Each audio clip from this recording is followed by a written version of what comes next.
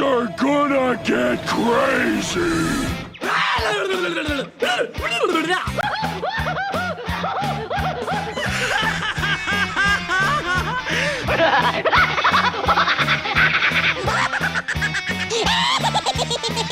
Most everyone's mad here. Hey, we're back, everyone, and welcome to AniMat's Crazy Cartoon Cast. How are you all doing? I hope you all had a wonderful weekend. I know I sure did. I actually took a little bit of a mini vacation just to go and refresh myself. I didn't realize that it was something that I absolutely needed. Just a day where I just needed to do nothing. Oh, and by the way, thank you so much, GordonZX55 for that little subscription there. So yeah, honestly, just taking a break honestly does me so much good than I could ever expect. After like a week of like working hard consistently, it always feels nice. But I'm back from that little vacation, and I am stronger than ever and more energetic than ever. So much so that I know that for this episode, I cannot be alone for this. I decided, why the fridge not bring back an old buddy, because there are some interesting topics that we are going to talk about, not to mention a whole lot of trailers. Oh, and thank you so much, Jay Monty, for that subscription as well. But this isn't about subscriptions. We are here to welcome back our special guest star of this episode, Devon. Devon, what is up? Hi. I'm glad to be back. All right, so you've been doing good lately? Dealing with work. Yeah, I've been doing pretty good. All right, good. So, yeah, yeah, and actually, I will admit, like, a big reason is, like, the big reason why you are here is because we want to go and try to test out your new computer that you have. Not long ago, you got a laptop, so why not go and experiment how things are going to go with, if we would go and stream and do all this. You think your computer can handle it? So, I can't handle anything, but that's because I'm crazy. Well, I mean, you're in this podcast, so it fits perfectly. And by the way, I keep hearing a little bit of an echo on my side, so if you could put on headphones or earphones or something like that, it would be helpful for me. Crap, I may not. Let me see if I have headphones. I may not, actually. Or something to put on your ears and connect to your computer, because I can hear a little bit of my feed onto your feed. Yeah. I don't know if I didn't even know that. And this is what happens when I have a new computer. Right. And of course, you come in unprepared. Not surprising. Books. Let me see if I can do that. All right. I'll try it. We'll see. All right, you got everything prepared? You got everything all right? I'm gonna try. All right. Anyway. Okay, well, I guess in the meantime, we can go and get the show started. Do you think you're good with that? Do you think you would at least be set for that? If I'm gonna try anyway, I'm just waiting on my computer to help anyway. Wait, what are you even doing in the first place? I'm trying to add the stupid device, but it's not letting me. Are you doing like a headless thing, or? I only have Bluetooth headphones. That's all I have. Ah. I don't have actual earbuds or anything. Really? Nothing? Not even something to like just plug onto the computer directly? No, they're in my car. Which if I would have known that, I would have done it sooner, but I didn't know that. So, if you would have told me this sooner, maybe I would have been able to do something. Well, honestly, it was only now that I hear it, and I mean, I don't know. I just thought like you would have stuff like set up, or I had my computer all set up, but I didn't know. This is my first time doing Skype on here, so that's not my fault. Maybe we would have figured this out if we would have met on sooner, so that's not my fault. Of course, it's my fault. I'm always blaming you, yes. Yes, of course. But anyways, we do have a show that we got to get into. So, Devon, even if you're trying to go and handle that situation, are you ready at least to go and get into the show? I will try, yep. All right, so Chadwell, now I want to ask you all, are you ready to go and get things started on this? Let me hear it now, folks. Let's see. Yes, that is perfect. I see people are ready. People are prepared. And so with that said, I think it is now time that we shall go and get this one started. And with the first story, or with the first couple of stories, considering that we are also going to be looking into a lot of trailers, I might as well go into the actual stories and the actual news reports in the first place, get those out of the way before we get into the trailer talk. And with the first one, I might as well get the sad one out of the way, because this was something that you and me, Devon, we have discussed a little bit about.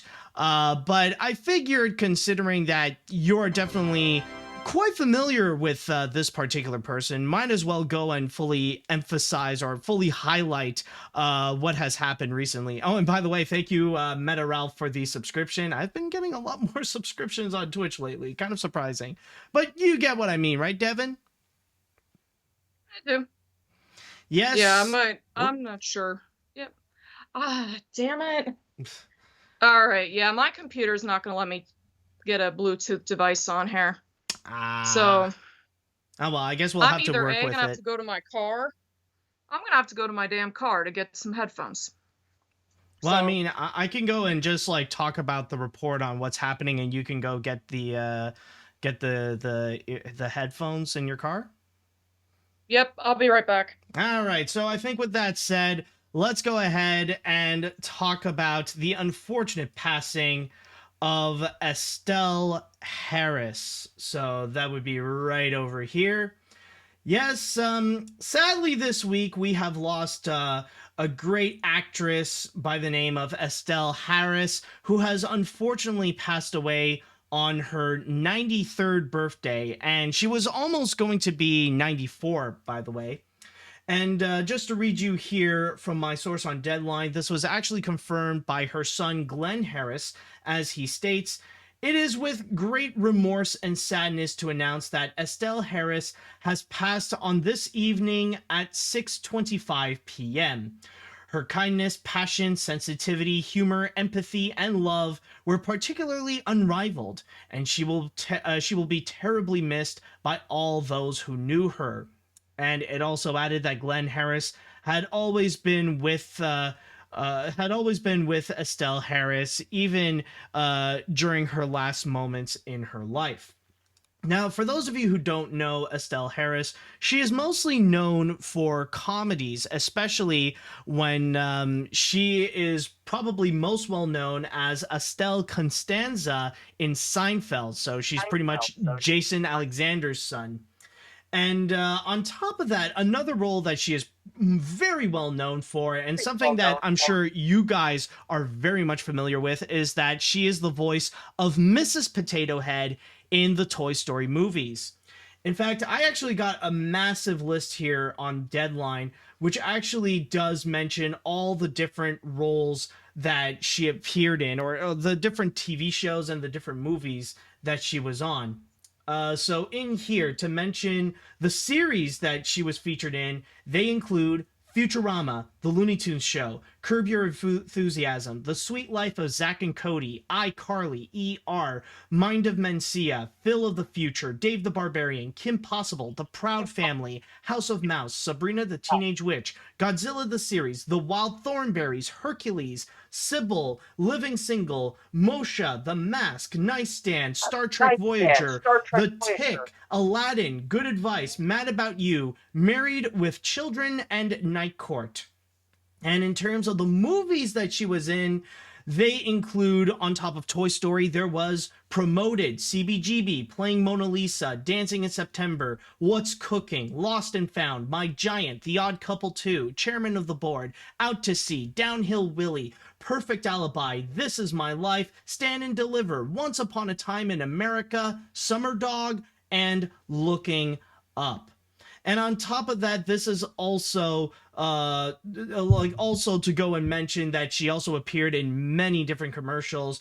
And there was at one point, it even mentioned here that she was once known as the queen of commercials, where she would even go and appear in 25 national TV spots in a single year. So this is someone who has a very prominent and illustrious career. So Devon, I see that you are back. I would like to know your thoughts about this. How do you feel about the passing of Estelle Harris? First, can you hear me? Yeah, I can hear you, actually. Okay. All right, good. That's all I needed to know.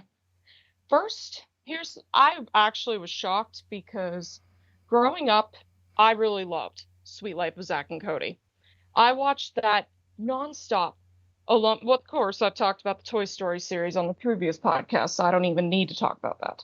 But I remember watching, like, I always watched Sweet Life. So for me, that's the most prominent thing I remember her from, because she was hilarious as the maid from Sweet Life. Like, basically, her character was this maid that was working in the hotel, and she was known for not cleaning anything up. She was just like, I'm not cleaning that up. And oh my God, it just cracked me up so much. And I just rewatched some episodes she was in, and I'm thinking to myself, God damn, that might be me in like 60 years. 60 like, years? Sure, yeah. 60 years? I think you're already on the way to becoming that.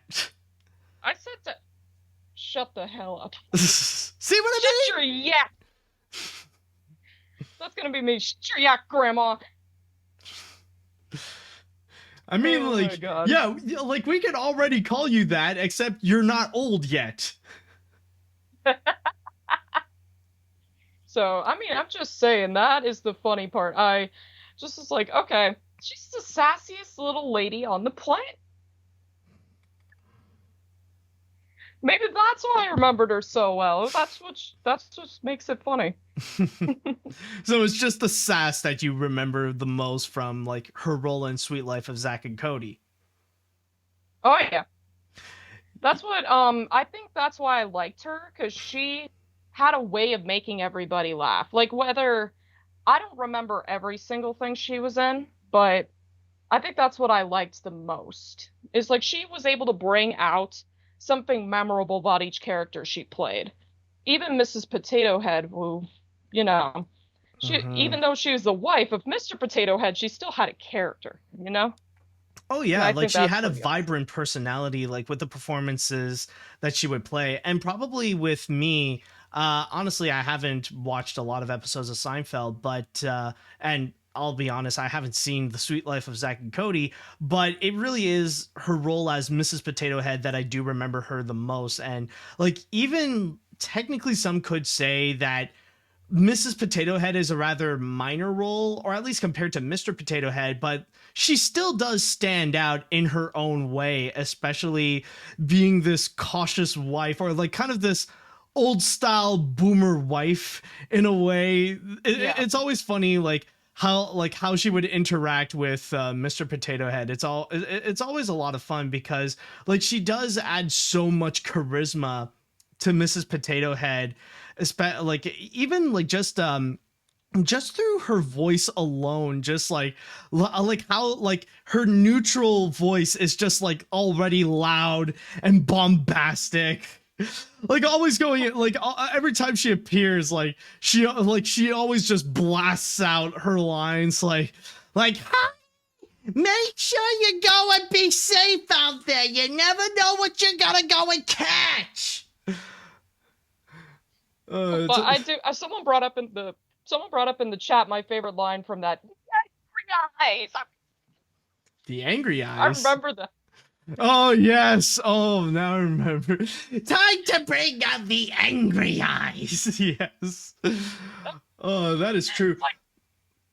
That was so funny. Yeah, but you know, the funny thing is that I did do a little bit of research on getting familiar with who Estelle Harris is. And one thing that I find a bit funny is the fact that I noticed that there was a pattern with the performances that Estelle Harris would get. Like, I think she could be perfectly described as a character actress, and I don't know if it's because her performance in Seinfeld had a big influence, but I always seem to find that she keeps on playing these mother roles that, regardless of what it is, like just going back into the list, especially like in TV shows with stuff like The House of Mouse or Futurama or the Looney Tunes show or Hercules or whatever, she would always play this mother role, that she would be this overprotective mother, but always like real, like always holds dear to her kid, her son or daughter.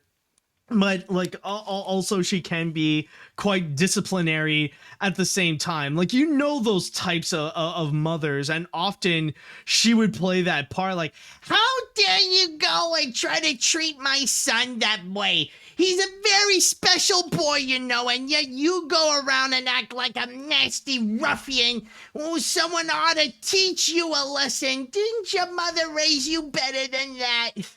It's always funny to see, like, she would keep on getting these roles again and again and again. And it is true, like, Estelle Harris does actually nail that role very well, especially in a comedy setting where she always knows the perfect timing for it, when to go and like satirize that mother archetype. But she always knows how to present that role in a way that's just a lot of fun.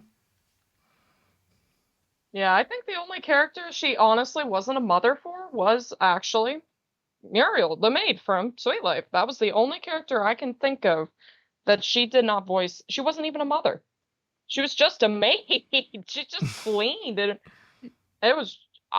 here's what's funny. I think my favorite... Like, I was rewatching it. My favorite episode they had of the Sweet Life, like, they're all living in this hotel, these set of twins, the mom, there's this angry hotel manager who just gets so annoyed with these twins and their shenanigans all the time, and then there's a hotel heiress, and then there's a worker that works there. And my favorite episode is the owner of the Tipton Hotel, Mr. Tipton. He's going to fire somebody, but they don't mention, he doesn't reveal who is getting fired. So throughout the whole show, like the whole episode, they're all freaking out thinking, oh, I'm going to get fired. I'm going to get fired. And they decide, and Zach and Cody come up with this plan to get Estelle Harris's character, Muriel, to come in to say, like, I'm not cleaning that up, and just be an awful maid like she's always been. The funny catch was, this was the 4th season. She was retired. So he fired somebody who was retired. All the other guys got to keep their jobs, and she... Well, what do you know? Was she only there for like the first 4 seasons and that's it? Or like, did she keep appearing again and again? She was in the first season mainly, but she kind of had like guest cameos, like in more of the, I think the last episode of the 4th season, she was in just one episode that I can remember. But I think she basically, after season 1, kind of left and went off to do whatever her other projects she was in. But I remember mainly the first season alone, she was in a lot of episodes. Right. So.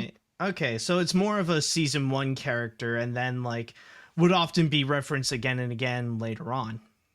Yeah, basically. I see.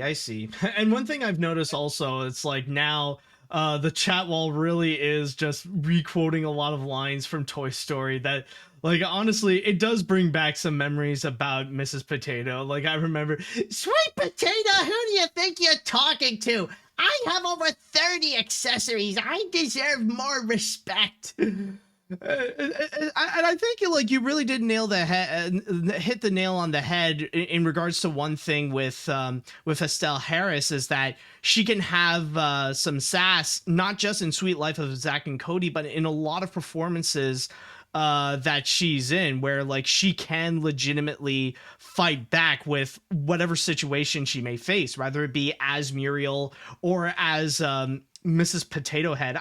Or you know what, I think the best way to describe it, like overall, is just that she has a lot of spunk.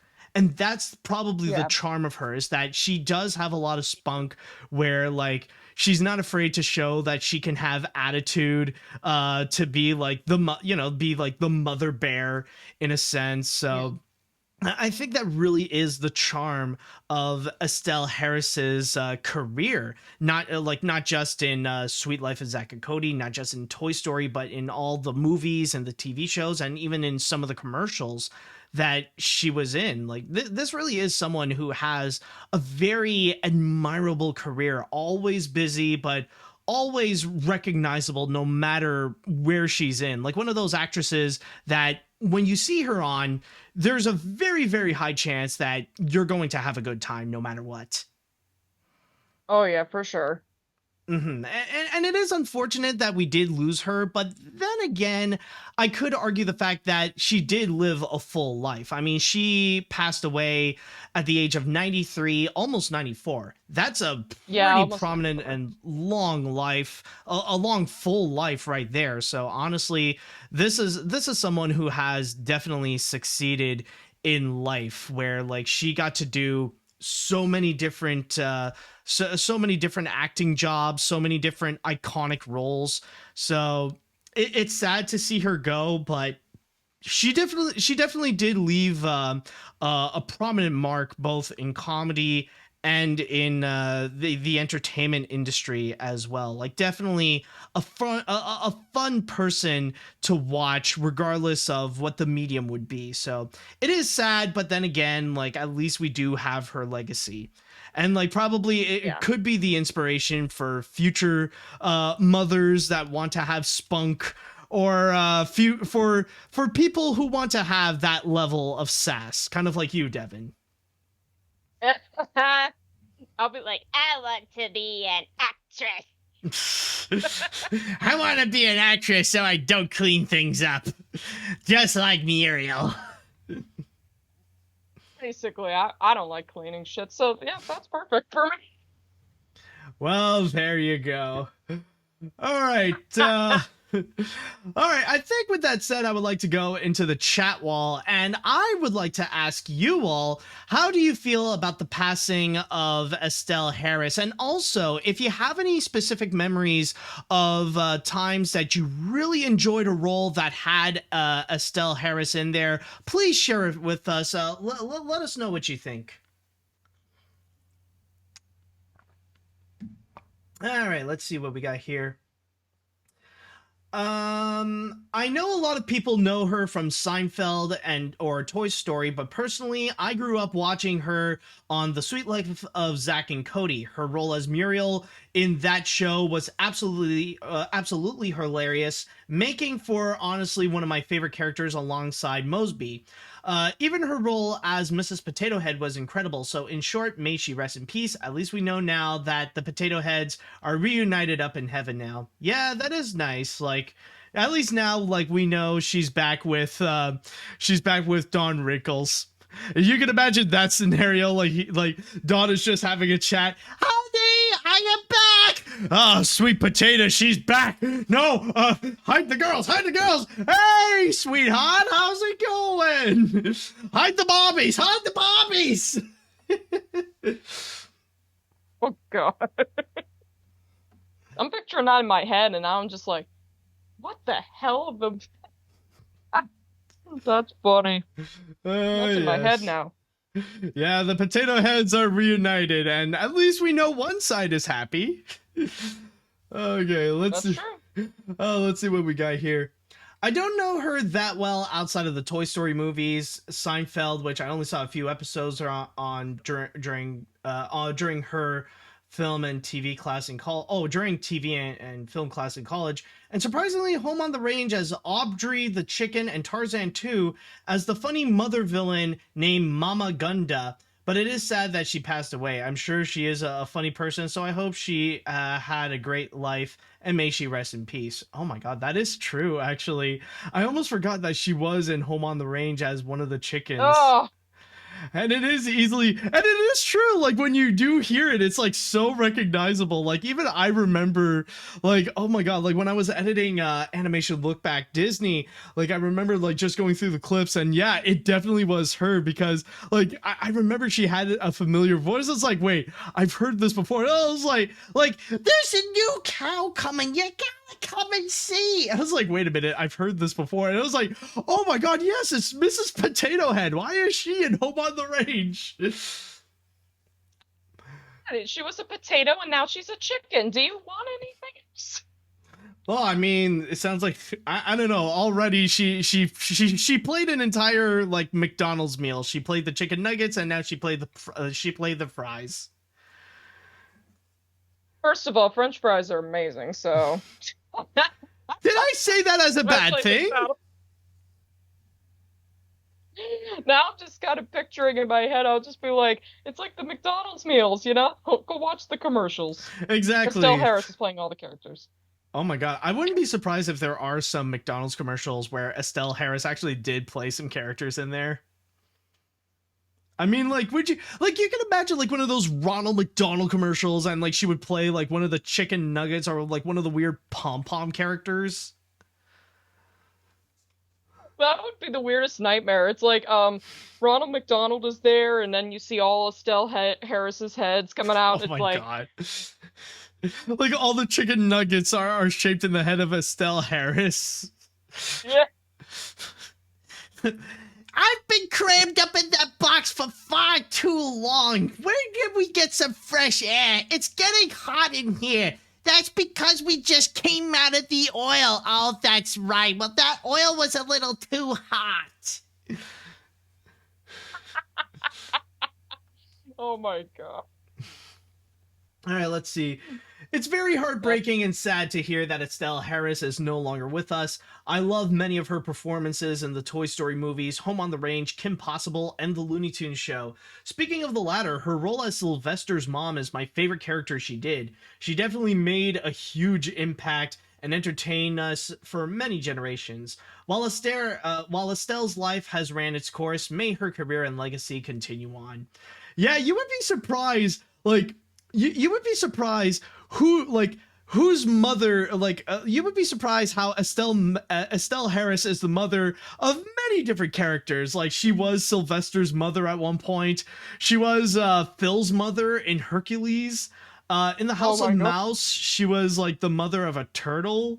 I believe, like I said before, she played a lot of mother characters. Like, if you have a recognizable character that needs a mom, then, like, it would be played by Estelle Harris. I mean, seriously, that sounds funny as hell. It's like, you know, hey, who's Danny DeVito's mom? Oh, just Estelle. Yeah. And I mean, it's already enough that you got, like, her, like, she's mainly the mother of Jason Alexander in Seinfeld. So technically, in that regards, does she count as the mother of Hugo from Hunchback? I mean, the gargoyles are frightening enough, but did we really need to oh, actually, that would be funny as hell to have... Just one, yeah, like, if they made a Hunchback 3 and suddenly, like, you have Estelle Harris coming in as Hugo's mom. Honestly, that would have helped improve things in Hunchback 2, actually. Like, just add some kind of side plot with the gargoyles and just have Estelle Harris coming in as the mom. You don't want to hear Quasimodo falling in the... No. Yeah, he's... No, I'd rather that song to off. Okay, let's see. I'll read one more comment before we move on to the next story. Which one? What other comment that we have here? I remember the good old days when listening to Mrs. Potato Head from Toy Story 2 to 4. Heck, even playing the freaking chicken from Home on the Range. Yeah.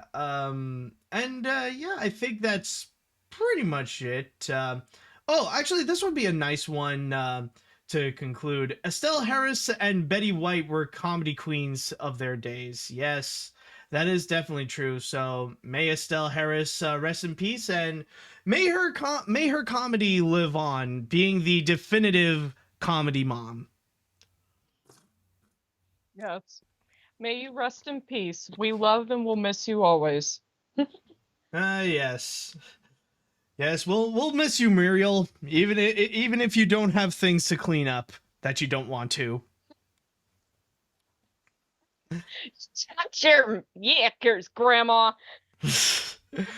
All right, so with that said, let's go and move on to our next story, and it is going to be something a little bit more positive this time. And this is actually regarding a brand new project that, for me, I gotta say, I'm definitely interested, especially when this is related to a project that I am working on right now, which, by the way, I don't know if I've publicly announced this, but I am actually currently working on the next animation look back. Yes, animation look back, The Muppets, is underway right now, and I am planning to have part 1 be released sometime, hopefully next month in May. So hopefully you will go and have that soon. So I'm just in the middle of working some stuff alongside with, of course, all the other reviews that are happening. But with that said, it looks like we're gonna get some brand new Muppet stuff coming soon. Well, not necessarily, because this one actually is going to be primarily focused on the creator of the Muppets, Jim Henson. Oh, crap. Wait a minute. I don't have the article. It's just the same one as before. Crap. Hold on a sec. I got it with me. Hold on a sec. Just, yeah, just need to copy and paste this. Apparently, I have both articles of Estelle Harris at the same time. I don't know what the fridge was going on with that. Okay, there we go. Yes. The Jim Henson documentary. This is what's going to be happening. Apparently, Ron Howard and Brian Grazer are going to be teaming up with a brand new division at Disney called Disney Original Documentary, in which they shall be providing us with a documentary all about Jim Henson.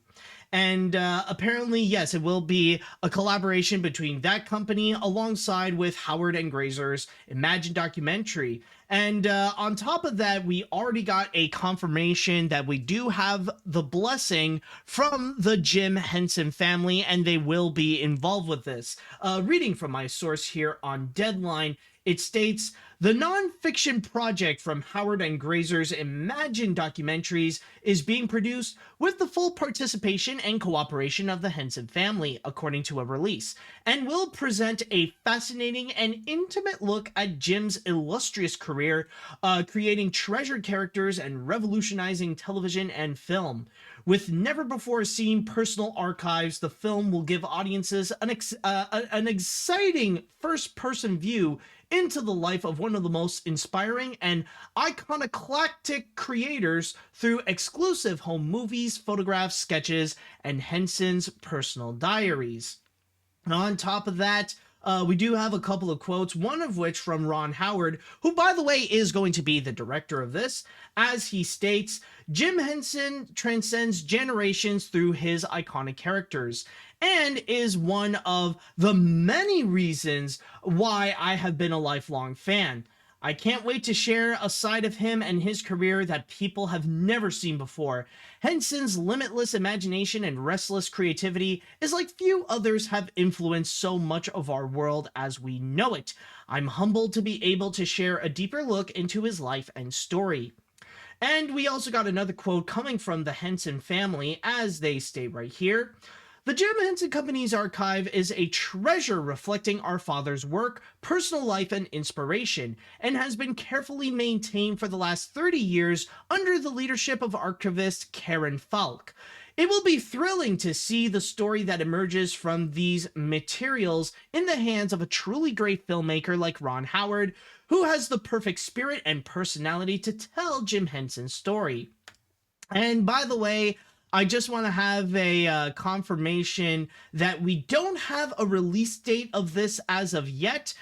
In fact, we don't really know when it's going to be publicly released. We don't know if this is just going to be some kind of like festival exclusive, or if this will come directly onto Disney Plus, or maybe even be released on the big screen. That we don't know where it's going to come out or when it's going to come out, but we know for a fact that there is going to be a Jim Henson documentary coming to us from Ron Howard and Brian Grazer. So, Devon, I would like to know your thoughts on this. I think it's funny that now everyone's going, oh, it's the Matt versus Ron Howard battle. Let's see who wins. The Muppets. I just think that's funny. I'm sorry, but that's pretty funny.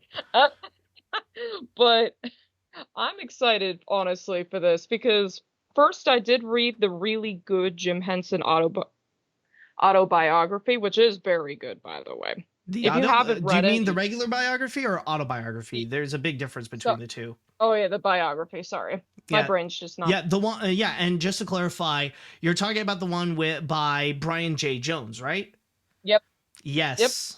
I can confirm it is a great biography. I listened to the audio. I listened to the audio. The audiobook of it.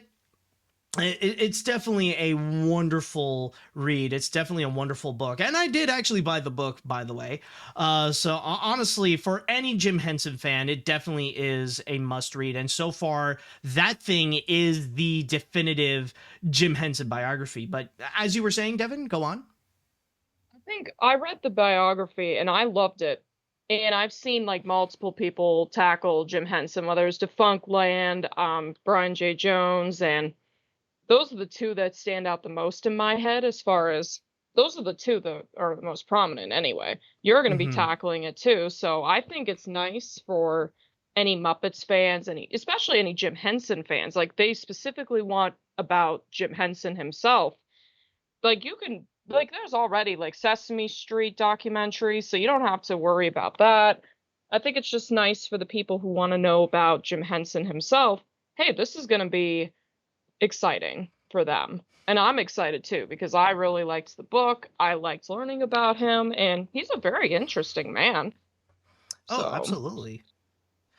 Yeah, honestly, I do agree. I do agree with you. And I will say Jim Henson is one of those people, like one of those creative people whom time and time again, his story has been retold so much. And the most prominent examples you have mentioned before, yes, they do include Brian J. Jones and his biography on Jim Henson. And there is also the Defunctland miniseries, the Defunctland TV, The History of Jim Henson, in which he split it into several parts. Those are very fascinating, like highly recommended for any Jim Henson fan to go and look at it. And there have been other there have been other biography styles. Like I remember there was at one point many years ago, I think there was a TV special, or I'm trying to remember. Yes, actually, I do recall it was on PBS, and there was like a quick biography on Jim Henson before they showed the big Walt Disney biography, like the big two-parter. I remember. I do remember that actually. Yeah, because they showed Jim Henson. Holy crap! I got another subscriber. Thank you, Hamathurk.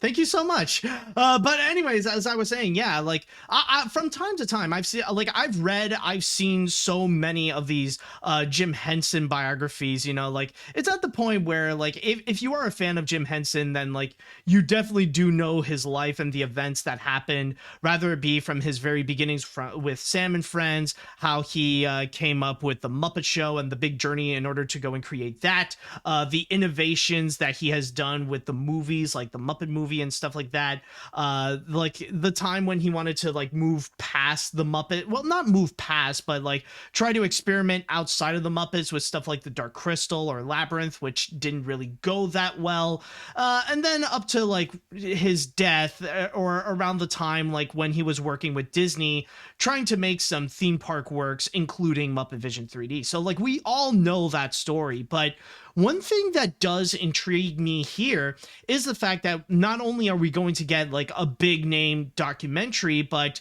this is going to be a documentary from Ron Howard. And I know a lot of people probably have many thoughts about Ron Howard as a filmmaker, or like even in terms of his recent works, like with Solo, a Star Wars story. But I will say, in terms of documentaries, he has proven himself to be fantastic. And one great example that many would go and bring up is his documentary of 8 Days a Week, which that one actually chronicles the touring age of the Beatles from 1962 up to 1966. And that one is said to be a highly acclaimed documentary. And if he could go and put in that amount of effort onto a pop culture based documentary like 8 Days a Week, I think it's going to be in great. I think this Jim Henson documentary is going to be in great hands, especially if this is something that Ron Howard himself is very passionate about. And as he would say, he actually is a big fan of Jim Henson. So I think this is going to be something that could truly be worthwhile. Okay. Well, it's so funny because I'm excited just on the fact that this is being done, but I think also on the fact, like, it's like kind of like Disney, you know, how everybody does Disney over and over again because they're both very interesting people. Like, I do appreciate that you went into that and into his his background. And I think it was cool about especially learning about what was going on during the Disney deal and why that was causing him so much stress and causing a lot of problems health-wise. So I think it's going to be fun to see another interpretation of this story, and we'll have to just see how well he holds a candle to it. I think he'll do great. I mean, I love Ron Howard, so I think this is going to be fun, especially for me. So I'm going to definitely watch it. Yeah, that is true. Like, Jim Henson really is one of those people that, like, you could just look into a specific part of his life and you could have, like, more than enough material to create, like, a very engaging story. And actually, I like, even if you just take that and like his last years of his life, the deal that he tried to work on at Disney, that would actually be very fascinating to look into, like to really go in depth into like, how is it that this deal didn't really fall through? What were the complications that Jim Henson had in terms of his health? And like how, like, and there have been a lot of accusations that Disney killed Jim Henson in a way. Like, how does that actually connect and what are the facts on that? Like, honestly, that is a very fascinating part of Jim Henson's life. Not one of his most pleasant for sure, but definitely interesting to look into. Honestly, that would actually make a really good video on its own. Actually, like, honestly, that would give me an idea. Like, as you were talking, it did give me it did have the wheels in my head turning. It's like, you know, that would actually be fascinating just to look on that. Like fully do like a documentary just on Jim Henson and his attempted collaboration with Disney, and what were the projects that ultimately happened and what were the projects that didn't work out.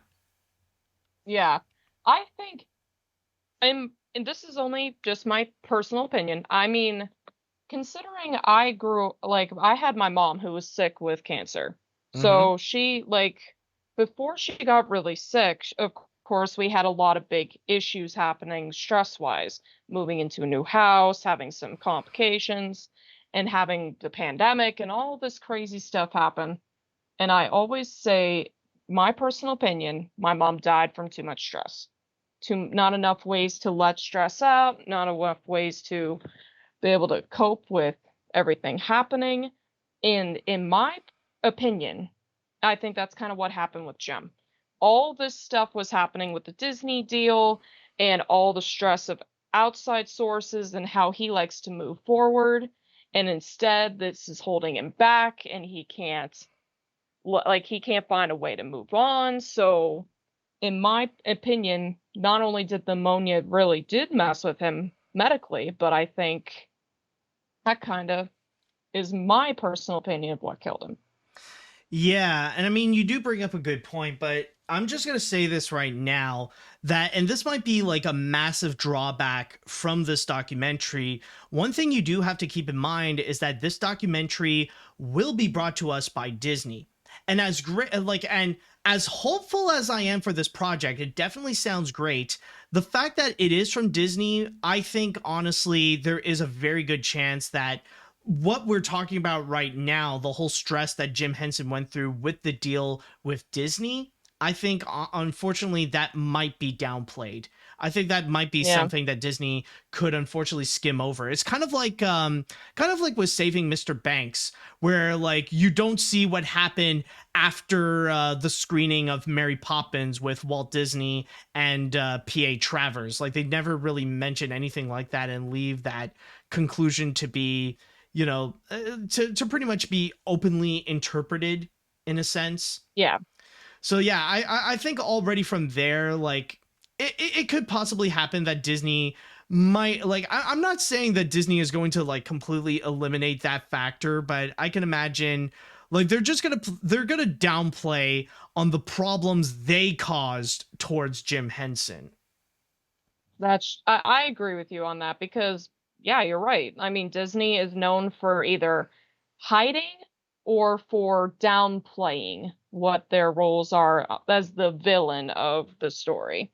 Mhm. When like that's always been a thing for as long as Disney's been around. They like to play as the hero even though when they're not always the hero. Yeah, last So, month was an absolute proof of that. We've seen that firsthand, so we know exactly what you're talking about, Devon. yeah, I'm just saying they like to play as the it's kind of like playing the victim. They like to pretend they like to be the victim even though they're not always the victim.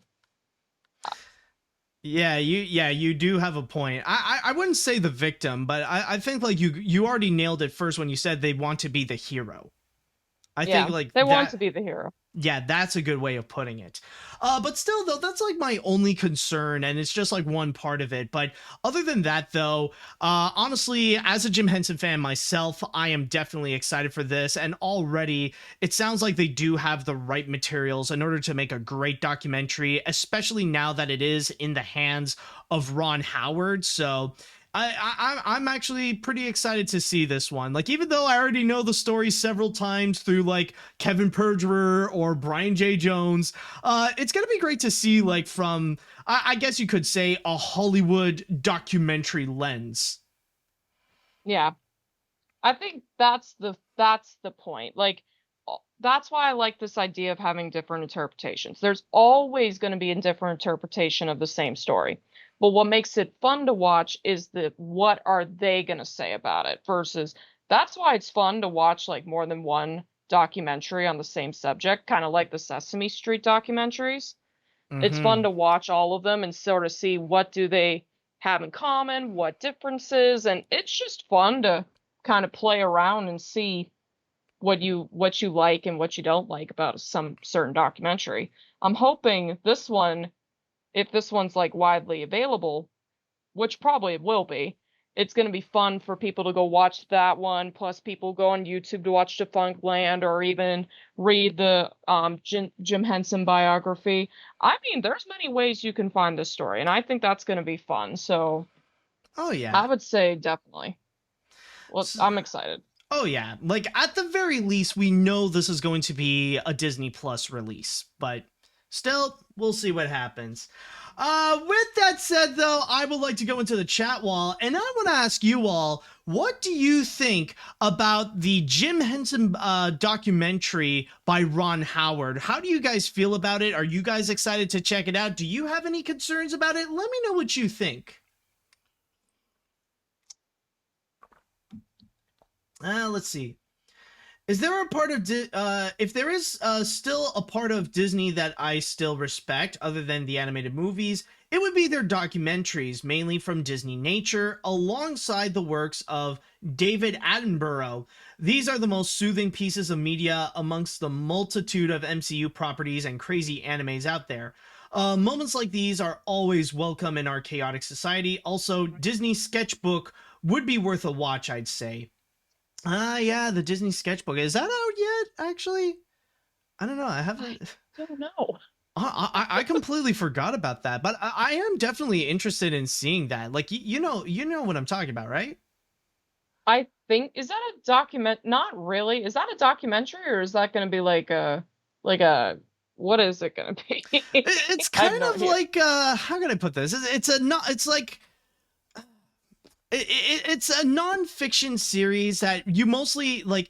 It's just a moment where like, it's just like Disney animators are just having a little bit of a little bit of a moment to like draw the characters they're famous for and just chatting about their careers, like Eric Goldberg, Mark Henn, and stuff like that. You know, it is interesting, but I don't know if it's actually out yet.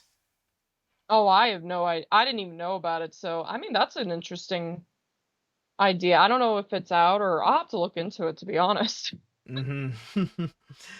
Yeah, I need to look into it on when it's going to be released, but it is actually like for animation fans, it's definitely worthwhile. Yeah. Let's see So what we got. we'll have to see. Yeah, we'll see.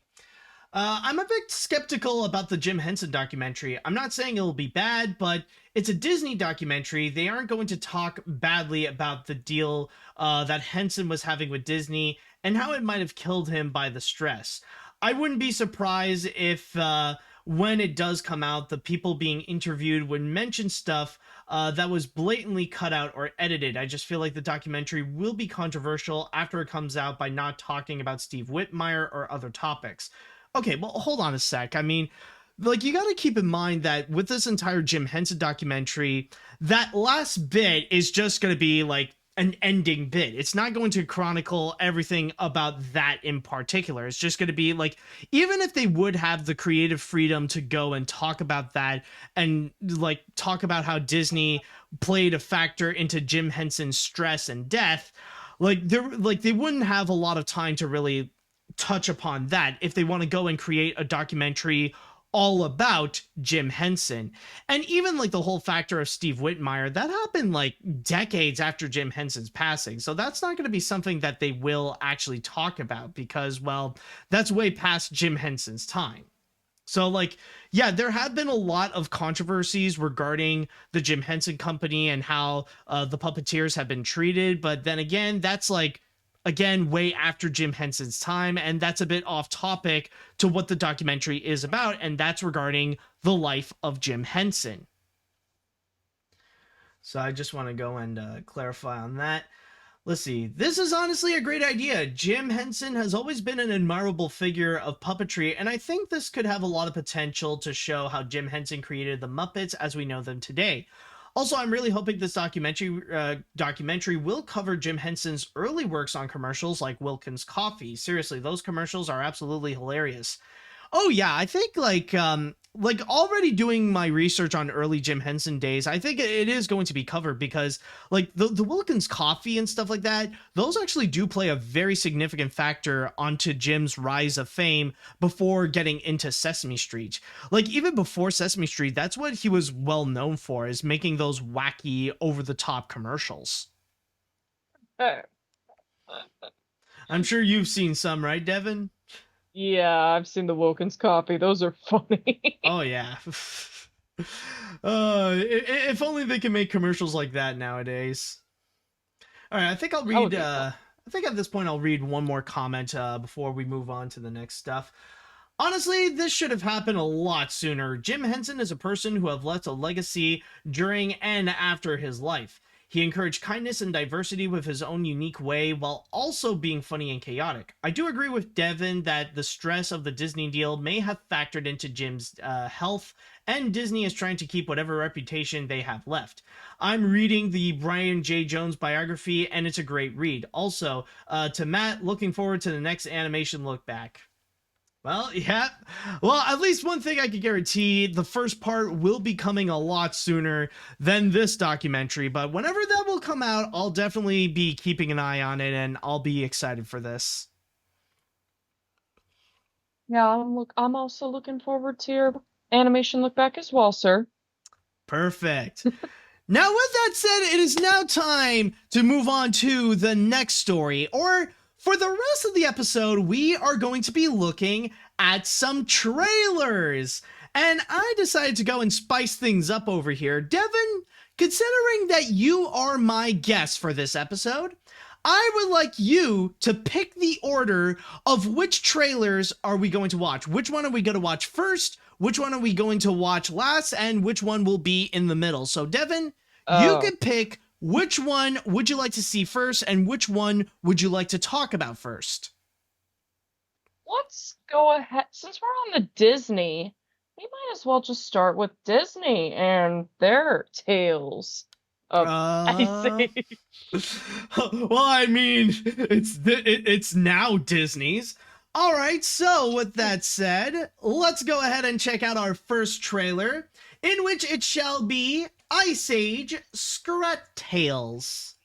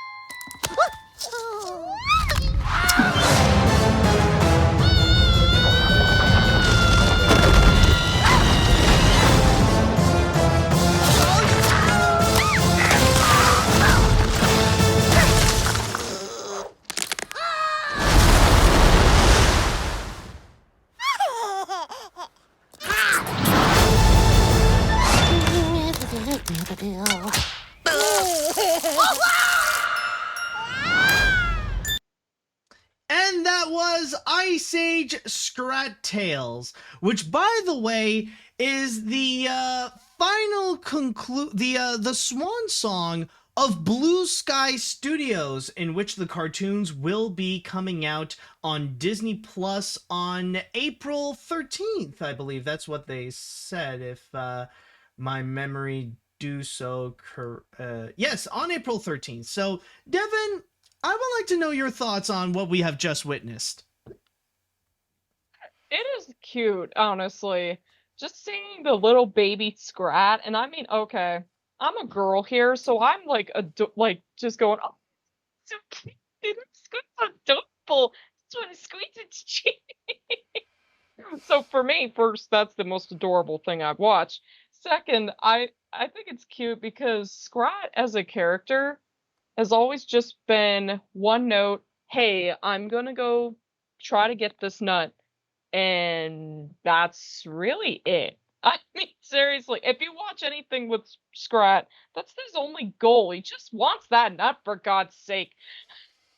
So all I can just imagine is like all he wants is just the nut. Scrat just wants nut. Well, that's why he's a boy nut, so. Nut. But I am honestly excited because I mean it's cute and it's gonna be fun and there's a little baby and I mean okay, the first Ice Age was cute and it had a human baby along with multiple other characters, so I'm excited. I mean, this is just gonna be different considering now Disney's and the one doing these Ice Age shorts, so I'm curious to see how that's going to go. Well, hold on a sec, because as I mentioned before, this is not done by Disney. This was actually it's the final project done at Blue Sky Studios. This is the last thing that they have done. And you may notice like especially you may have noticed the quality difference. Like earlier this year we had the Ice Age Adventures of Buck Wild, and then suddenly we have this. Like the animation here is way better. Like you could tell this is like the same feature animation quality that Blue Sky has done from before. Okay, that makes way more sense. Yeah, it's good because like the people who made Ice Age are doing it instead of like Disney, instead of like the scraps working at Disney. I'm just picturing now all these different Scrats at these different tables or computers. Oh my god. Hey, I mean, like you could that- do like a legit comparison of Scrat throughout the years. I mean, like considering that this year marks the 20th anniversary of the first Ice Age film, like you can see all the different Scrats, like and the different like animation age, like 2002 Scrat, 2006 Scrat, then 2009 Scrat, then 2011 Scrat, 2016 Scrat, and now 2022 Scrat. I'm sorry, that's just Scrat-tastic. You weren't expecting a pun from me, you don't know me. Of course, I just needed to go and prepare just like for my soundboard for that. Of course. But one thing I will say is that it's honestly surprising to see that. And by surprising, what I mean is that it's kind of amazing how like we got a new Ice Age thing coming out and it's actually pretty good. Like I was watching it, I was laughing at the jokes that they had, and I was actually having fun watching this trailer. And I was even seeing myself being emotionally engaged, like even seeing like the baby Scrat, and like even I found that like there were a lot of cute moments with the baby and with Scrat. So and it's kind of funny because like over the years, like watching all the different Ice Age stuff, especially like in their later years from the fourth film and then the fifth film and then like earlier this year with what we got with Buck Wild, it's just like it really felt like Ice Age was just one of those franchises that was just hopeless. Like you just want the franchise to end and just want them to stop making like all these different content that was just unnecessary. Like just like it should have been left as a trilogy and then we could all move on. But then seeing Scrat Tales and what they're doing right now, it is kind of a simple concept because it is just cartoons with Scrat interacting with this baby Scrat and still doing his usual shenanigans of trying to get that acorn. It's a formula that actually does really work. Like they're not going too over the top with its concepts, kind of like with the fifth film where Scrat literally created the universe. But what they do here, it's still like they still have enough material to go and do like these Wile E. Coyote or Tom and Jerry style sketches or like little bits that would happen here and there. And it's honestly a lot of fun. Like it really does feel like a throwback to these classic cartoons, and the jokes are actually really effective. And as I said before, like what we are seeing here, like with the crazy moments with Scrat, it's just really, really funny. I think it's cute because I did like when I watched the Ice Age movies, like I really liked the first one, and I remember actively not liking a couple of them. I would have to honestly, if I was gonna think about it, a couple of them, I think it was the second and the fourth one I really hated. I don't know what, I can't remember why, but I really hated them. Is it Crash and Eddie? I don't know. For Yeah, me, I would. so. Yeah, it's Crash. Of course, it's Crash and Eddie. I think so. I remember. It's so funny because my brother and I argue about Blue Sky, and it's just the funniest thing. Like my brother actually he loved Blue Sky, believe it or not, and we're like 8 years apart. So it's just so funny that he grew up and he loved the Blue Sky Studios movies and knew a good chunk of them when I brought him up, and I was like, I'm sorry, who are you? I'm one of the few people in this world that loves Epic. It's an underrated masterpiece. I was dying. I'm just like, my brother and I are just arguing about the Blue Sky movies. But as far as Ice Age, I always said the first movie I really loved, and the others were a huge give or take. And I just think Scrat was the most memorable character in a sense, as far as the Ice Age movies. I mean, yes, some of the other characters were great, but everybody remembers the squirrel.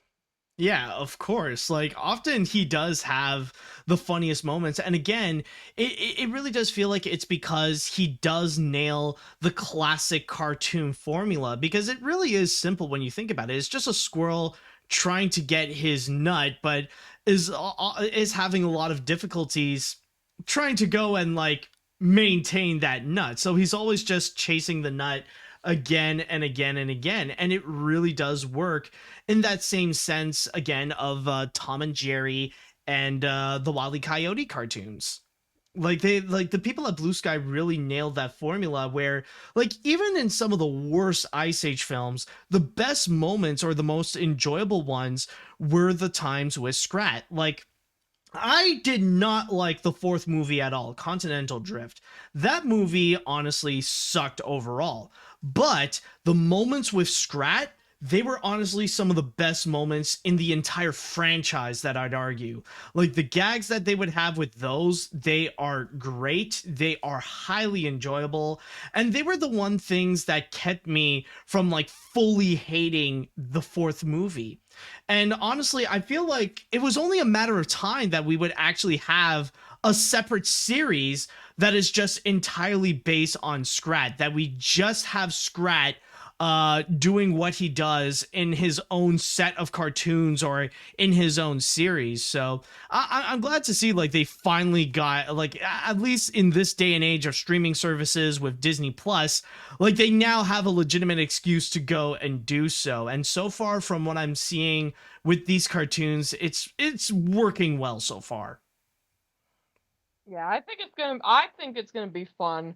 Just seeing, like, for the people especially who loved the Ice Age movies and they really liked Scrat, I say go watch these shorts. These are gonna be fun, and it'll give definitely a new Ice Age content and I think that's great. So I say rock on to that, because I mean, we had the movies, and then we had the Buck Wild, which I had not seen, and I'm just not interested to see it. No, not worth it. Trust me. It's just pure Like, cringe. I'll pass. I have some standards, so Keyword being some. hey, shush. You said it, not me. Whatever, but I'm still excited. I might watch these. These might be fun. Oh, same here. Same here. I would definitely go and check. I would definitely check these out because they seem enjoyable. And again, these feel like classic cartoons. You know, they have that same that same fun formula. And even like already just seeing some of them, like there are already some familiar like Looney Tunes territory that they went into, including like the log over the cliff, like that like we've seen a few times in like Looney Tunes cartoons, but even in here it actually does work out pretty well. So already this feels like a pretty exciting project, and as well, I can't wait to go and check this one out. For sure. I think this will be fun. All right, so with that said, I'd like to go into the chat wall, and I want to ask you all, what did you think of the trailer of Scrat Tales? Did you guys enjoy this one? Are you guys still a little iffy because it is, well, an Ice Age project? Again, let me know what you all think on this.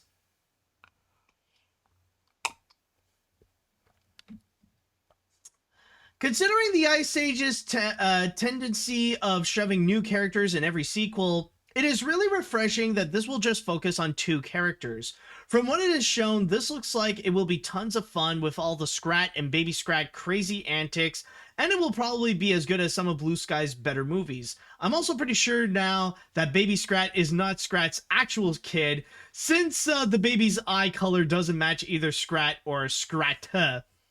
That could be the case. Yeah, I remember the last time we did talk about this in the podcast. Well, not you and me, but I did talk about this in the podcast. And we were all freaking out about the notion that, like, holy crap, Scrat actually had sex. But maybe that's not the case. Now that's a fan fiction. Holy shit. I'm sure that's a fan fiction that's already done plenty of times ever since Dawn of the Dinosaur. And I thought he only wanted these nuts. Like, my bad. Hey, I mean, we should have known. Scrat is more into nuts than women. To be fair, I don't blame him for that. Well, I mean, well, duh. I mean, like, Miss Elvis poster behind you? Yeah, of course. He's the king. Shut up. And they be telling me that I am the villain. But not in this case. Would you like me to be your manager, Elvis? Did you see that trailer of that Baz Luhrmann movie, by the way? Yes, I did. Oh my god. I'm excited for it. I'm still weirded out by Tom Hanks's accent. He often sounds like a freaking pirate at times. I mean, to be fair, it's Tom Hanks, so he's gonna have fun with the character regardless. I suppose so. But sorry to sidetrack there, but let's get back into the comments.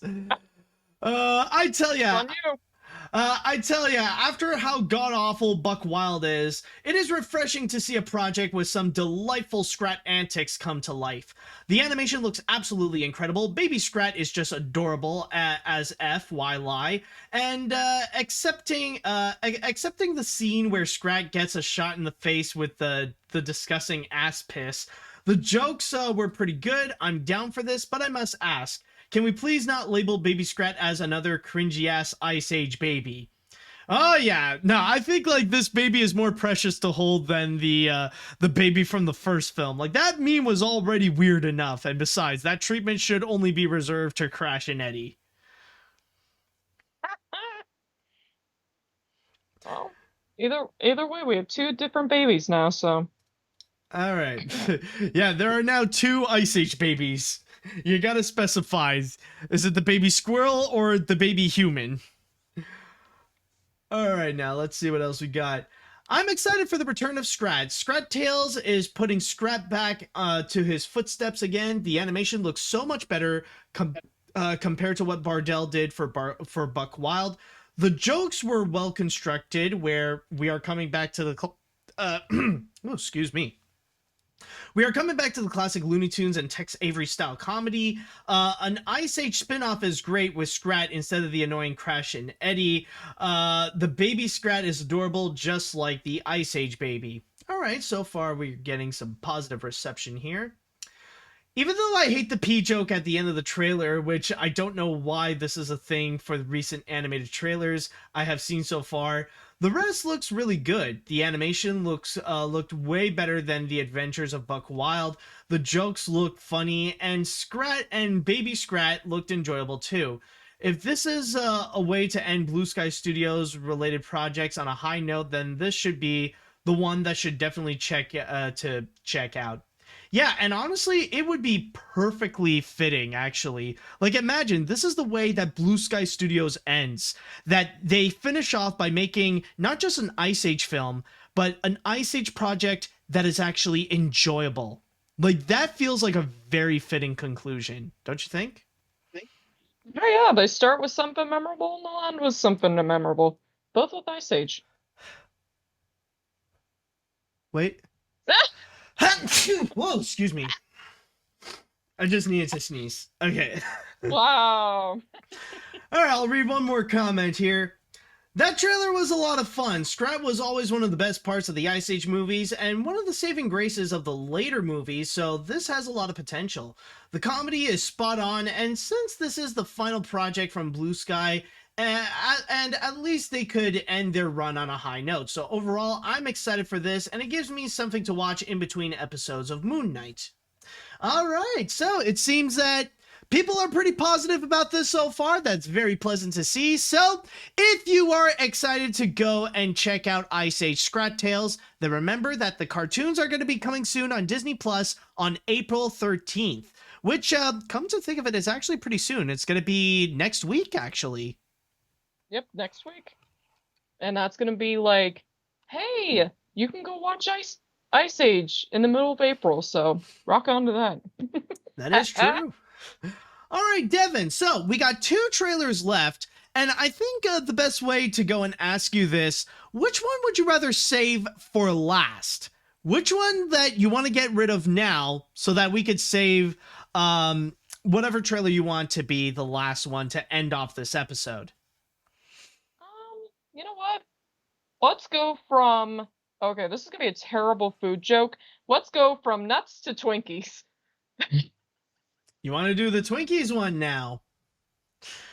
That is an absolute stretch right there. But, well, if you want that, then let's go ahead into that. So let's go ahead and take a look at the trailer for Minions Rise of Gru.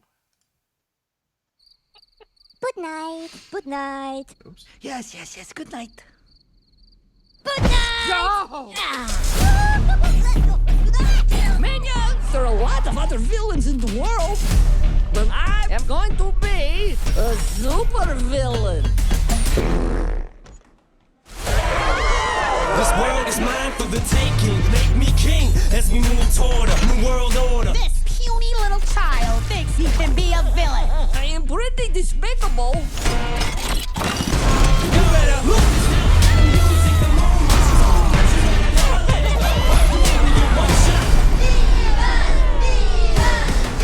All right, I'm not Minnie. Please stop calling me that. Time to strike! You better lose yourself. Lose yourself. Mini boss! My minions will save me. You like picking on little guys, huh? I am a master of Kung Fu. Teach-nous Kung Fu pour Smoochy Smoochy? I will teach you. So here I go, it's my shot. Now you. This may be the only opportunity that I got. Kevin. You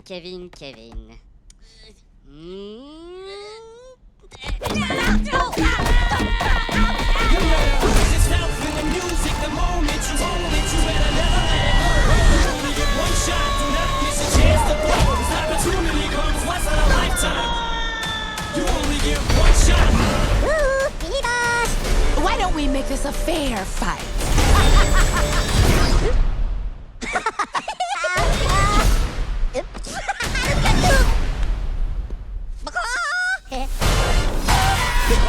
Time's up, over, loud. Lose yourself in the music, the moment Minions, you own it. assemble! Never let it go.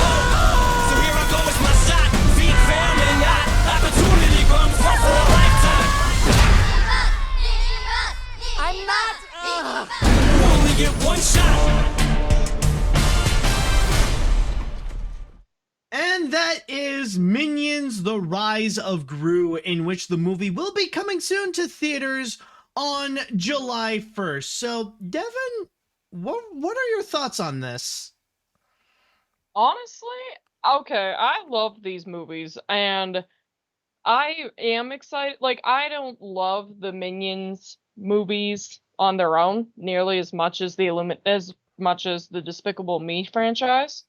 I think Well, I mean, those technically are there's just one, but okay. well, you know what I mean. Yeah. I mean, like the Despicable movies, the 3 movies, and then of course the Minions movies. But I really like the Despicable Me movies better, personally. But I am excited for this, just because this is gonna be a prequel to kind of what happened before the first movie, kind of thing.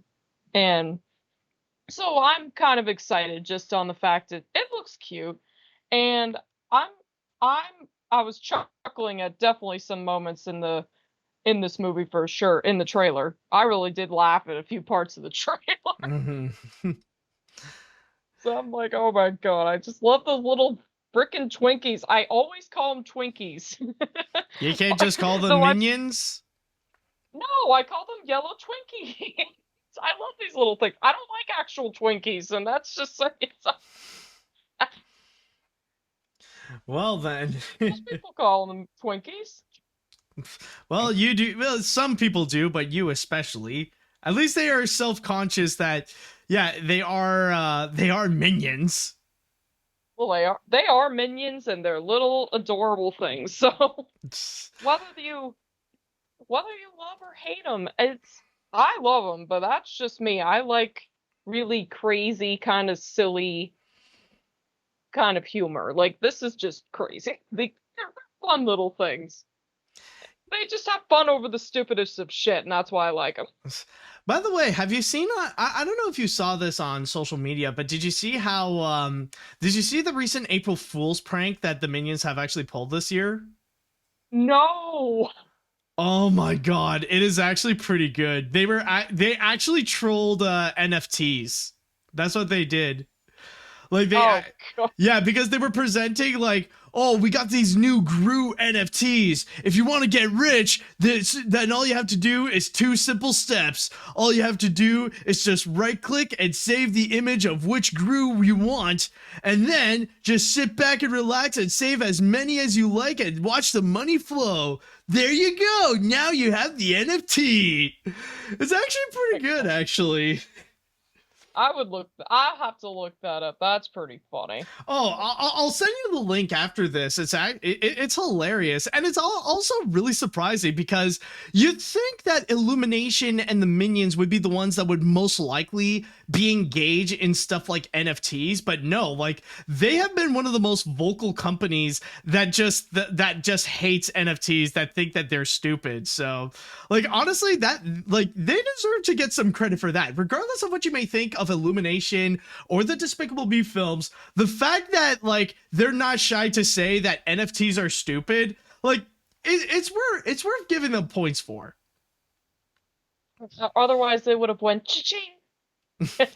Yeah, exactly. Like it's amazing. Like a big company, like a big company like Illumination, not afraid to go and like mock NFTs by just doing the whole right click thing. But going back to what we just saw here with the trailer of Minions: The Rise of Gru, I gotta say that I was actually quite surprised. A bit like you, Devon. I do enjoy the Despicable Me movies.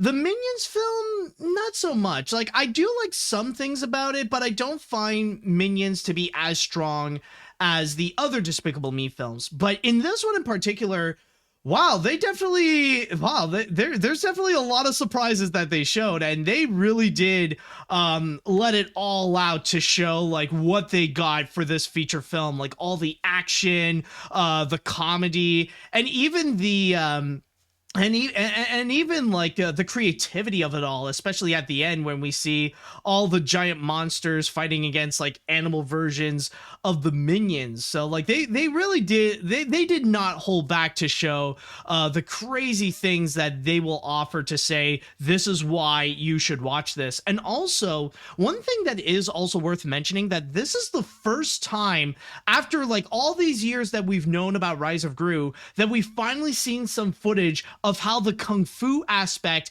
actually comes into play. Because for like throughout the entire pandemic, ever since 2020, we have seen like all these merchandise, like all the merchandise and all the toys and all that kind of stuff that do emphasize that there's going to be this kung fu element with the Minions. Like they've been highlighting that for so long, and now we actually do see that come into play with this trailer in particular. And I'm not gonna lie, there are some moments that I did laugh as well. Like one in particular is the acupuncture scene after what was it there? Like I think it's what are the Minions' names? Like we got like the main Minions. Like we got Kevin, we got Bob, and there's the other one. Not David, not Dave. Is it Dave?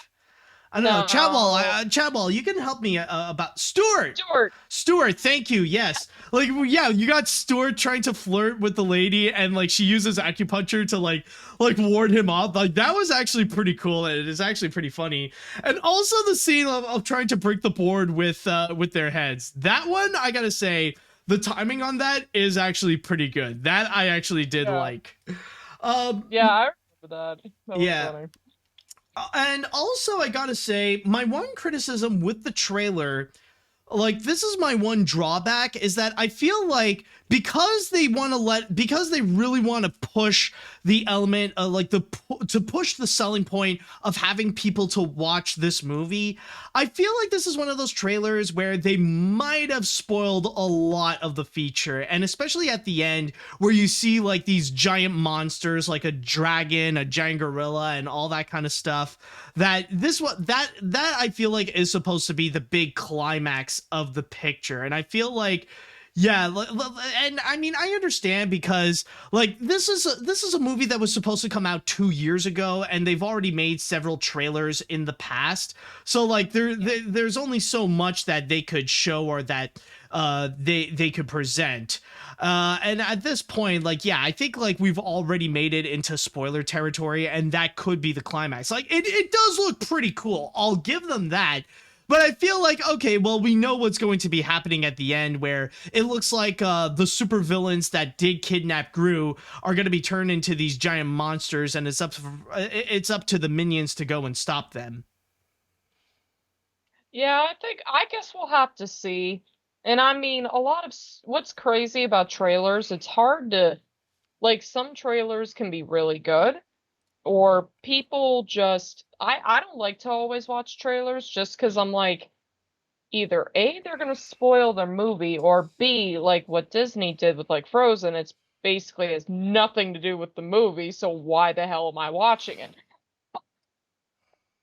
I mean, it's really hard to say. Like, it's, for me, I'm just kind of like, hey, I'm excited. I'm gonna watch it regardless, but I guess it just depends on how you feel about like the Minions as a whole, or even Despicable movies as a whole. That's gonna play a factor in whether you're gonna go see it or not, or whether the trailer ruined it for you or not. It's really hard to say. I'm honestly, it doesn't bother me, but maybe that's just me. Yeah, I mean, like, it's a little, for me, I feel like it's a little conflicting. On one hand, yes, it does suck that this trailer here, it did show a lot, and it did kind of spoil the movie, but then again, I did actually like what I saw. I'm not gonna lie. I think like it was actually pretty cool to see that climax happen. I want to like, and I would like to see it full, like in its entirety. And then again, you could argue that like sometimes trailers can do that, but like it won't affect too much the movie itself. Like I remember last year with the Mitchells versus the Machines, for example, you watch those trailers and they flat out spoil the movie like it's nobody's business. Like they're not shy to go and explain like what happens and how the Mitchells save the day and save the world from like all the robots and stuff like that. But it still came out a fantastic film, and a lot of people really do love it.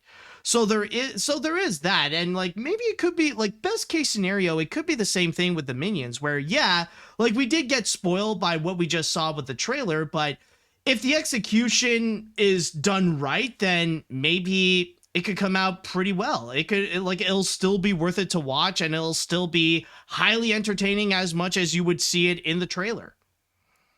Yeah, I think that's the point. Like, first and foremost, watching a trailer is sort of like reading reviews of movies. You gotta sort of pick your own battles, decide if you're willing to go see it or not. So, and especially if you don't like Illumination, or if you do, it's always going to be that battle. So, can't please everybody, to be honest. I'm still going to see it, but that's just me.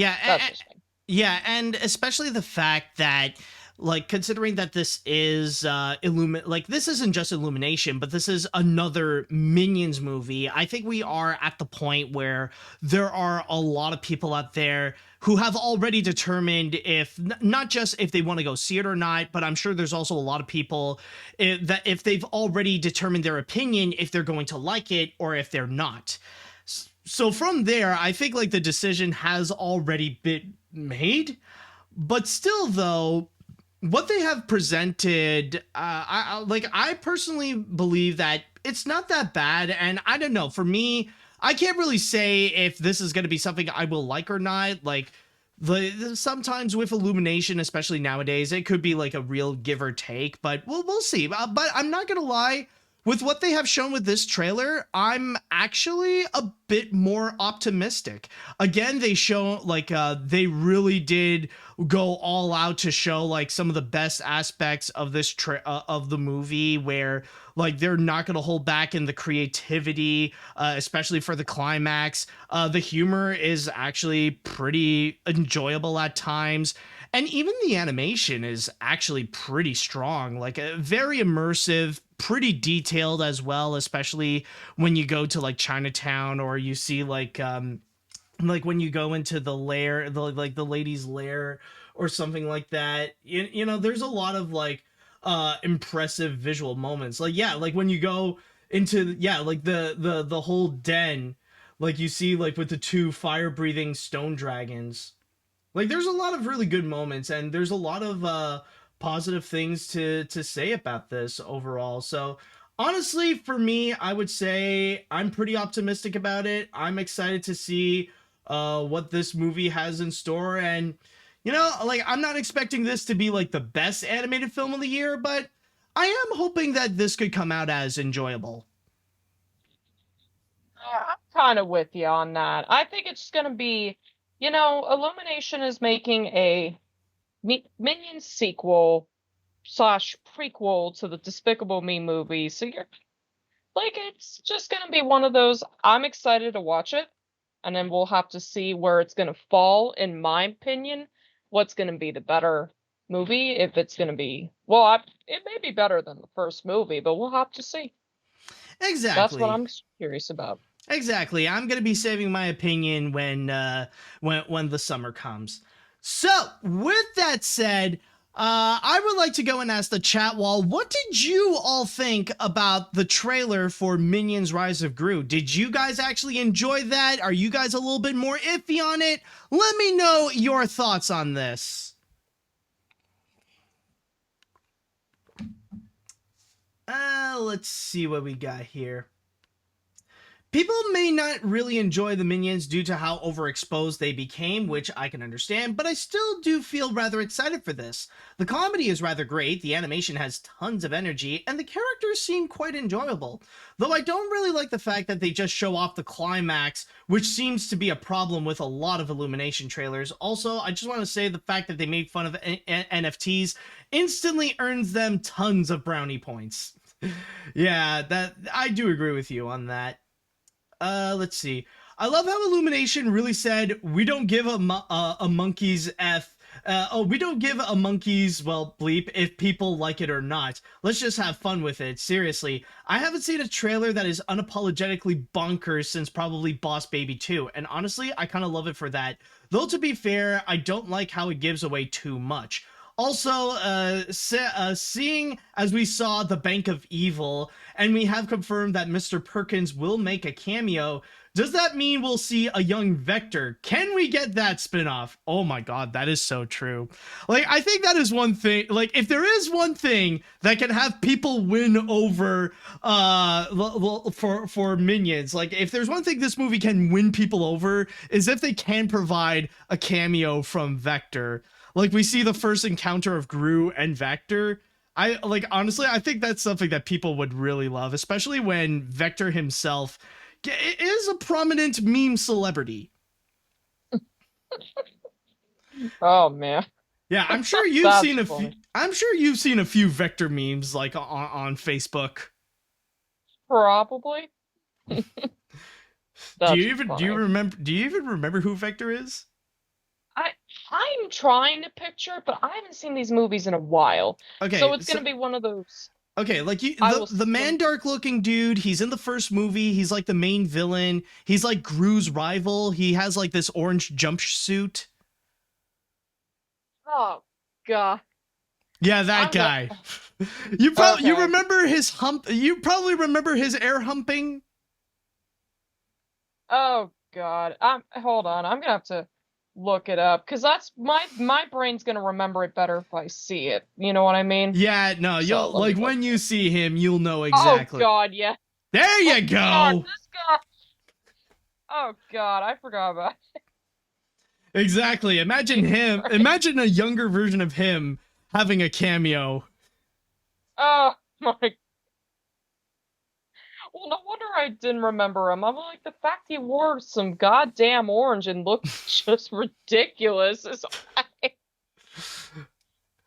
All right. I blanked him out. Let's see. This trailer does look impressive. As someone who does enjoy the Despicable Me movies and thought the first Minions was decent, this does look fun. The humor is very solid and the action looks cool, so overall I'm interested. However, I'm worried about the Despicable Me franchise at this point because I don't want to see it become the next Ice Age because it is confirmed that there is going to be a fourth Despicable Me movie. Yeah, even I'm a little bit worried about that. It's true. We are going to get a Despicable Me 4 probably in 2024, I believe. Yeah, I think it's at the point that it's like, okay, we're at the point where it's too much. Like, I get why they want to do a Minions movie, and I can see how that does fit well in the Despicable Me world, but I don't think we need more Despicable Me films. I think, like, it's enough. Like, what we got here is already enough. Yeah, it's kind of hard to say. We'll have to. I guess it's kind of like, think about it. Remember with the Toy Story movies, how everyone thought, oh, the three were perfect on their own, and then the fourth is going to be divisive, whether you're going to love it or going to hate it. Yeah. It sounds like that. Yeah, that is true. That's what I think. I mean, I don't know if it's going to be anywhere near as good. Who knows? But we'll just have to see.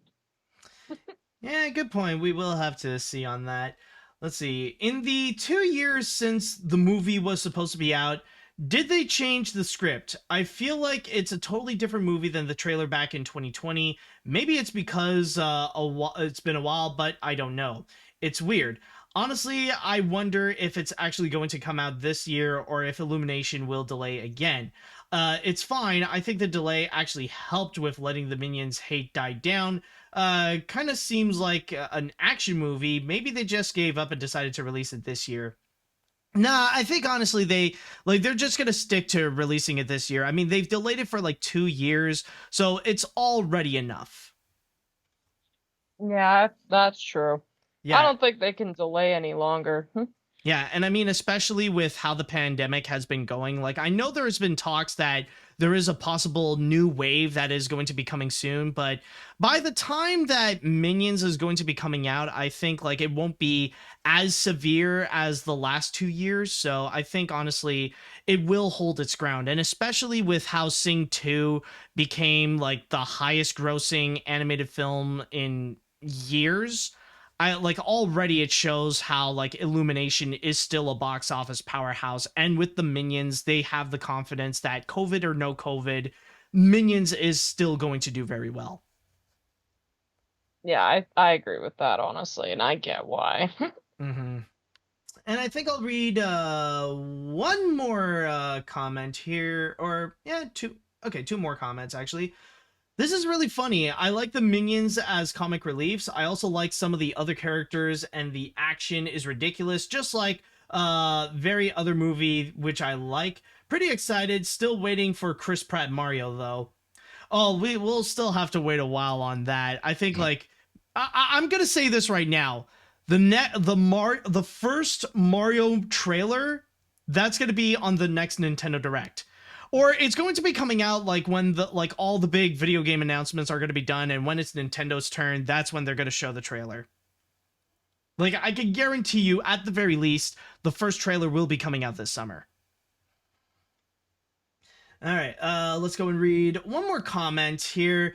Even though it's like the first two even though I like the first two Despicable Me films while finding the third film the weakest of the trilogy, I am not a fan of those yellow Twinkies. The 2015 spin-off film was bad in my opinion, but the trailer could be an improvement despite some cringe parts from the Twinkies here and there.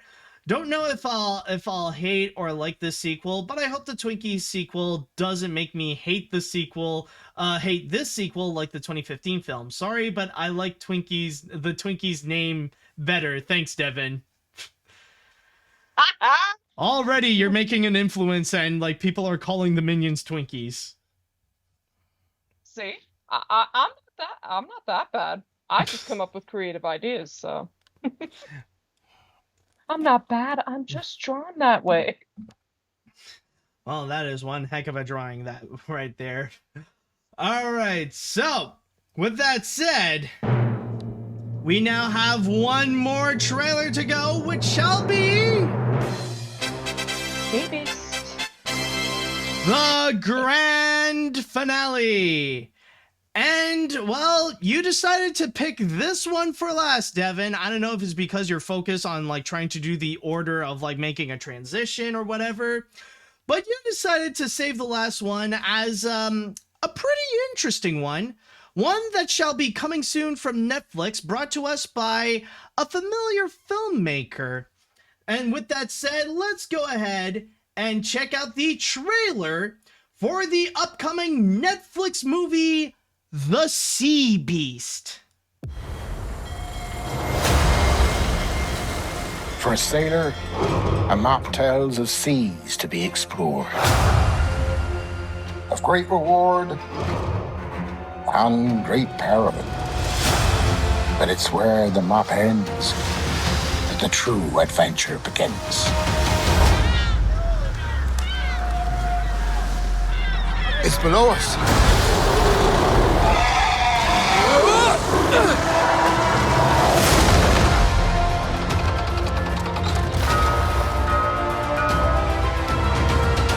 A hunting ship ain't no place for a kid.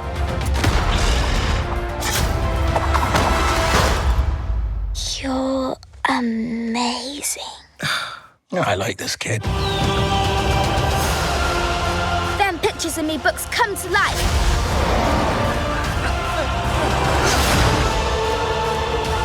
For it's out there in the vast unknown that we find who we truly are.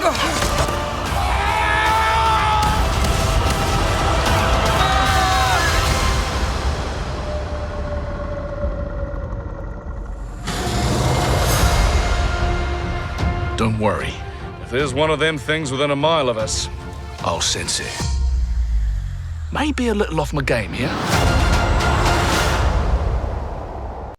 And that is The Sea Beast, in which is going to be coming out on Netflix on July 8th. And by the way, it's also worth noting that this is actually going to be brought to us by Disney veteran Chris Williams, who you may know more as the Oscar-winning director of Big Hero 6 and the co-director of Moana. So Devon, I would like to know your thoughts on this. What did you think of what we've just seen here with The Sea Beast? You know what's funny is I really do like adventure movies, so I like the idea of this one. This is kind of like you're going on a sea adventure. You're seeing this cool sea beast, and you're going to encounter some other characters. And that little adorable blue creature was. I'm sorry, that's adorable. I was like, oh, that's adorable. It tries to bite your hand. Oh, wait a minute, I have one. I'll give it to them. Wait, is he as adorable as, which one would you rather have? That blue creature thing or Baby Scrat? I'd rather have that blue creature thing, because that's adorable. Well then. I'm just saying. And I'm sorry, I had to bring a hand joke in somehow today, so. Even the audience was expecting it! The audience are demanding it. You gotta deliver. Exactly! Good for me! I felt handy on that one, thank you. But, as I was saying, I am excited about how, this can be from the guy who did, Chris Williams, the guy who did Big Hero 6, and I think he did Moana according to the trailer, which is cool. As I said, he is the co-director of Moana. He's the Oh, see, I didn't know that, but that's good to know. Mm-hmm. But I'm excited just because I liked Big Hero 6 and I liked Moana, obviously. So our previous experience, I already know I liked what he had directed before or co-directed as for Moana, but I digress. I think it's going to be fun. It looks like a fun adventure. There's different types of characters in it, and we'll have to just see everything that they go through. It makes me in a weird way think of Sinbad and the Seven Seas. Do you remember that movie, the DreamWorks Oh, one? yeah, that one, yeah. It's not the same thing, obviously, but just the setting kind of made me think of that in a weird way. They're both on taking place on a boat. There's both different characters. They're gonna have way different stories, obviously, but it's kind of the same idea in a sense. I don't know. That's just me, but that's the way I saw it, and I'm excited for it. You know, the funny thing when watching this trailer is that I feel like this is the most Disney that Netflix has been. This is the one that really feels like a Disney movie, specifically what Disney Animation is doing right now, especially with some of their more action-oriented movies. Like just the tone and even the animation style reminds me a lot of stuff like not just the ones that Chris Williams has directly worked on, like with Big Hero 6 and Moana, but it also reminds me a bit of Frozen 2 or Raya and the Last Dragon. Like it has that same tone, it has that same animation style, and it has that same kind of intense action, like intense action in there, especially when it does emphasize a lot on world building, and that you want to see the movie because you want to see like the cool giant sea beasts that often would pop up. Like it really is diving deep into the lore. Like what if like those old time maps that would always picture like sea monsters, like what if they're actually accurate? What if they are real? And that's kind of the sense that I've been feeling so far, and again, especially with the animation, it really feels like it stays true to the modern Disney style, where there is like that strong sense of realism with the movements, that they want to maintain the characters to be as realistic as possible, but there is still a bit of artistry and like playing around with some of the expressions. Like one shot that really does emphasize that for me is the part where you see the arrows go down, like like over here, like you see the moment like someone falls down, the main character picks him up, and then suddenly like whoop, like you even see like a bit of the expression that he has, and even the flow of the movements, that they are more realistic than in other animated features. So honestly, for me, that's what feels like the best way to describe it is that this is Netflix being like modern Disney and trying to capture that Moana, Big Hero 6, or Raya style. I think I do understand where you're coming from completely, and it's just so funny. You automatically thought of Disney, and I automatically thought of DreamWorks. I just think it's funny that we both had completely different perspectives on it. Well, I mean, I do get the comparison of Sinbad, because it is true. Like that's another one where like it's a high seas adventure movie that's really action packed, and it's like it's basically characters set in like in the past, like probably around the 17th or 18th century, and they go Something fight like that. supernatural creatures on a ship. So, like, in terms of that comparison, I totally get. Yeah. So I think that's just very interesting, and I do see where you're coming from with the Disney part, especially like with Raya. That's probably the movie that I would think would feel a little bit more closer to, in a sense of like the action and the high intense action. Definitely Raya. So, and I think it's funny because yeah, Chris Williams did Big Hero 6, which was a high intense action superhero movie. So I think he can pull it off. Obviously, Big Hero 6 is a really good movie, but I think it's going to be different and interesting to see what happens with this movie, and I think it's going to be fun. I'm definitely going to see this. I like the design of it. I like the look of the characters, and especially that adorable little blue creature. I'm excited. That's gonna stick in my head forever. I think. Like, yeah, even looking at it, it does have that like Stitch look in a sense, like almost that Stitch or Toothless style design on him. Like probably has that allure. I thought that's so true. That's probably the first thing I thought of. It's just that it's like Stitch. Oh my god. It's smaller. Stitch is already small, technically.